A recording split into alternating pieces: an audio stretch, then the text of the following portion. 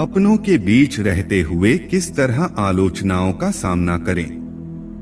कई बार ऐसा होता है कि परिवार में अगर कुछ लोग आपका सपोर्ट सिस्टम हैं, तो वहीं कुछ सदस्य आपकी अक्सर आलोचना भी करते रहते हैं।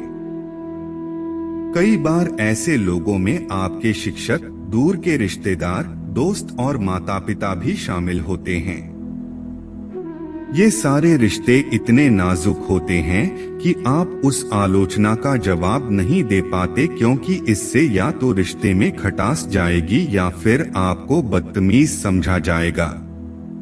जिनकी आदत है आलोचना करने की, वो करेंगे ही, और चूंकि वो आपके अपने हैं तो आप उनसे दूरी भी नहीं बना सकते हैं। ऐसी परिस्थिति में आपका संवेदनशील मन पिस जाता है और आप में गुस्सा, चिड़चिड़ापन, तनाव जैसी नकारात्मक भावनाएं घर कर लेती हैं। हालांकि किसी के लिए भी आलोचनाओं से निपटना आसान नहीं होता है, खासकर तब जब वो आलोचना आपके अपनों से मिली हो। लेकिन आगे इस वीडियो में बताए गए इन तरीकों से आप ऐसी स्थिति का सामना सकारात्मक तरीके से कर सकेंगे। वीडियो के अंत तक बने रहें एवं चैनल पर नए हैं तो कृपया चैनल को सब्सक्राइब अवश्य करें। आइए जानते हैं। इन तरीकों में सबसे पहले है, आलोचना को शब्दभेदी बाण की तरह न देखें। आलोचनाएं दो तरह की होती है, पहली रचनात्मक और दूसरी कटाक्ष। कई बार आपके अपने आप में कुछ कमियां देखते हैं और उसे देखते हुए ही सुधार के लिए आपसे कुछ कटु शब्द कह देते हैं। उनके कहने का तरीका थोड़ा तीखा जरूर हो सकता है, लेकिन अगर आप उस पर शांत मन से गौर करेंगे तो आपको समझ आएगा कि वो आपके भले के लिए ही है।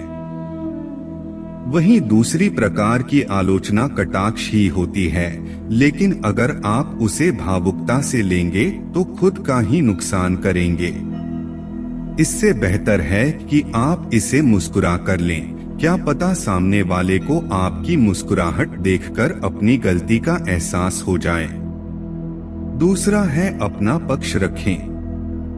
जब परिवार में कोई आपकी आलोचना करे तो मन में कोई नकारात्मक भाव रखने से अच्छा है कि आप अपनी बात स्पष्टता से कहें।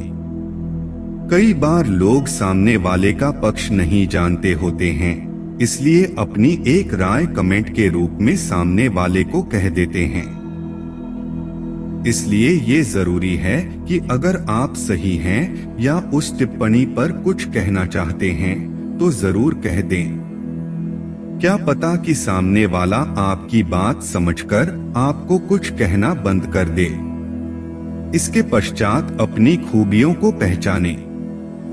अगर आपको पता है कि सामने वाला आपको नीचा दिखाने के लिए आपकी आलोचना कर रहा है, तो उससे आहत होने की बजाय अपनी काबिलियत को समझें। कई बार सामने वाला केवल आपकी बाहरी चीजों को देखकर ही आपका आकलन कर लेता है, लेकिन ये केवल आपको ही पता होता है कि आप उससे कहीं बढ़कर हैं। ऐसी परिस्थिति से निपटने के लिए आपका आत्मविश्वास आपकी मदद करता है, और आत्मविश्वास तभी आ पाएगा जब आप जानेंगे कि आपकी वास्तविक खूबियां क्या हैं और खामियां क्या हैं।